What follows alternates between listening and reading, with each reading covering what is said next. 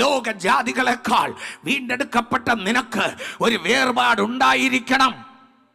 നിന്റെ സ്ഥാനം വേറെ, അവരുടെ സ്ഥാനം വേറെ.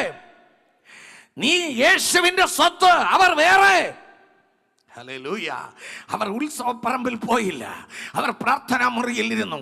അവിടെ കൊട്ടുവാദ്യങ്ങളും ചെണ്ടമേളകളും ഒക്കെ നടന്ന് ലക്ഷക്കണക്കിന് ജനങ്ങൾ ആമേൻ സന്തോഷിക്കുന്ന സമയത്ത് ഈ 10ാമത്തെ അതേ നാളിൽ, ആ പെന്തക്കോസ്ത് നാളിൽ സ്വർഗം തുറന്നു. കൊടിയ കാറ്റടിക്കുന്നത് പോലെ പരിശുദ്ധാത്മാവ് കഴിഞ്ഞ 10 ദിവസം കൊണ്ട് കാത്തിരുന്ന് ഒരുമനപ്പെട്ട് പ്രാർത്ഥിച്ചു കൊണ്ടിരിക്കുന്ന യേശു ക്രിസ്തുവിന്റെ ശിഷ്യന്മാരും അമ്മയും ഉൾപ്പെട്ട 120 പേരടങ്ങുന്ന സംഘം ആ പരിശുദ്ധാത്മാവ് ഇറങ്ങി വന്നു. കൈകളെ തട്ടി ദൈവത്തെ സ്തുതിക്കാം.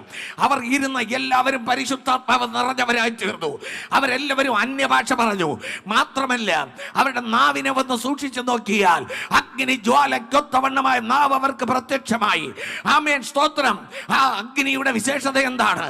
നാവിലെ അശുദ്ധിയെ അകറ്റിക്കളഞ്ഞു, ജീവിതത്തിന്റെ അശുദ്ധിയെ എരിച്ചു കളഞ്ഞു. അത് മാത്രമാണ്, ഈ അഗ്നി ജ്വാലയ്ക്കൊത്തവണ്ണമായ നാവുകൾ പ്രത്യക്ഷമായത് മാത്രമല്ല, ഓരോരുത്തരുടെ മേൽ പതിഞ്ഞു. അതാണോ എഫേസ്യർ 1:14, എഫേസ്യർ 4:30 ഇങ്ങനെ പറയുന്നു: വീണ്ടെടുപ്പിന്റെ നാളിനായി മുദ്രയിട്ടിരിക്കുന്ന പരിശുദ്ധാത്മാവിനെ നിൽപ്പിക്കരുത്. ആമേൻ. വീണ്ടെടുപ്പിന്റെ നാളിനായി അവകാശത്തിന്റെ അച്ചാരമായി തന്നിരിക്കുന്ന പരിശുദ്ധാത്മാവ് എന്ന് വേദപുസ്തകത്തിൽ പറയുന്നത്, അത് ആ പരിശുദ്ധാത്മാവിന്റെ മുദ്ര വിളിച്ചു പറയുന്നത് നിനക്കൊരു വീണ്ടെടുപ്പ് നാളുണ്ട്.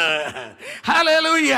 ആ പരിശുദ്ധാത്മാവിന്റെ മുദ്ര വിളിച്ചു പറയുന്നത്, ആമേൻ, സ്തോത്രം, നിനക്കൊരു അവകാശമുണ്ട്. ഈ മുദ്ര അച്ചാരമാണ്.